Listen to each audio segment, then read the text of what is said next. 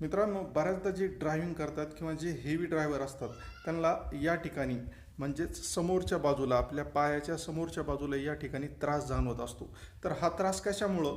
तर काय होतं मित्रांनो, आपण एक्सलेटर जे देतो त्यावेळेस हा जो पाय असतो आपला हा कंटिन्युअसली असा खाली पोझिशनमध्ये असतो, ज्यामुळं काय होतं की हा जो मसल दिसतोय तुम्हाला टिबियालिस अँटीरियर, तर हा मसल कंटिन्युअसली वर्किंग पोझिशनमध्ये असल्यामुळं त्याच्यामध्ये खिचाव निर्माण होतो. आणि हा जो पाय असतो आपण ब्रेक दिल्यानंतर आपलं क्लच दिल्यानंतर आपण सोडून दिलेला असतो.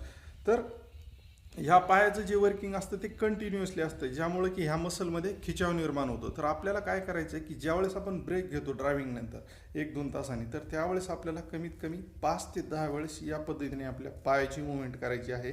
आणि दुसरा जो याच्यामध्ये एक्झरसाइज त्यामध्ये काय करायचं आहे, असं बसून हा पाय खालच्या बाजूला असा दाबून धरायचा आहे एक 15 सेकंदसाठी.